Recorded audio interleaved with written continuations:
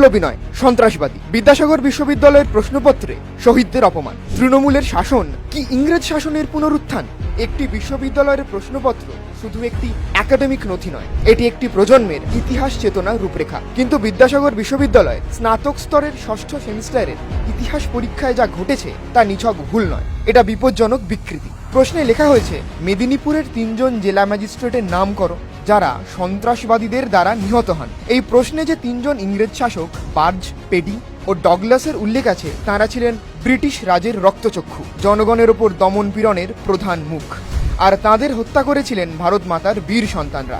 অনাথ বন্ধু পাঁজা, বিমল দাশগুপ্ত, প্রদ্যোৎ ভট্টাচার্য, রামকৃষ্ণ রায়, মৃগেন্দ্রনাথ দত্ত, জ্যোতিজীবন ঘোষ, নির্মল জীবন ঘোষ, প্রভাংশু শেখর পাল প্রমুখ।